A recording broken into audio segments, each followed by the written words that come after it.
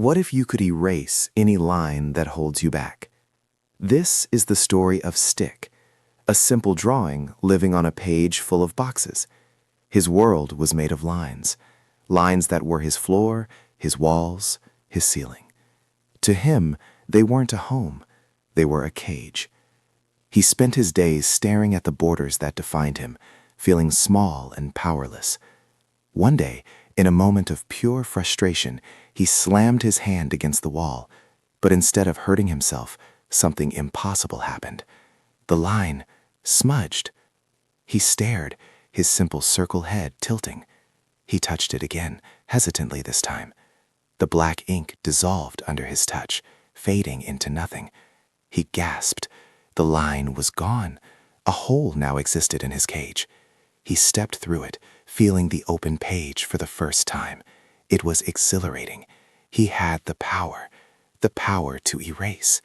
He ran, laughing, erasing the walls of his box, then the box next to him, and the one after that.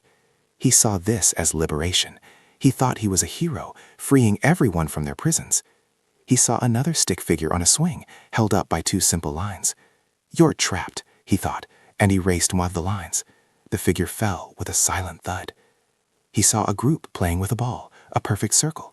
He touched it, and their game vanished. He was trying to erase their limits, but all he was doing was erasing their joy. The other figures began to run from him.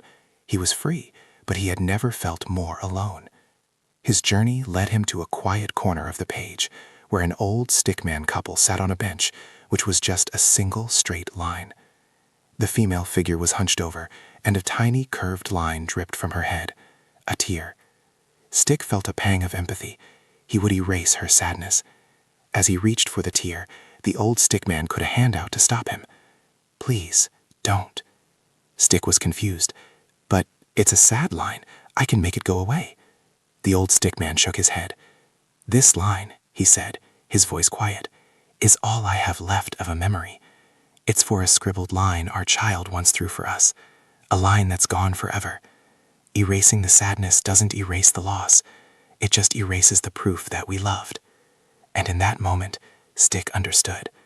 The lines were cages. They were connections. They were memories. A wall wasn't just a barrier.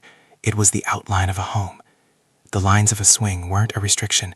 They were the foundation for flight. A tear wasn't just sadness. It was the shape of love. His power wasn't meant for erasing the world, but for adding to it.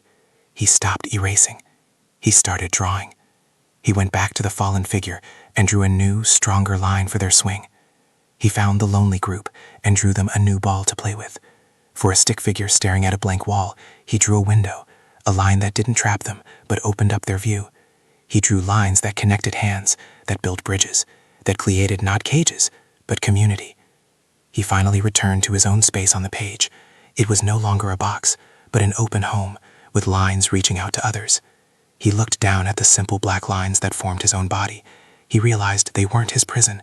They were the very thing that gave him shape, the thing that allowed him to hold a hand, to stand tall, and to leave a mark on the page.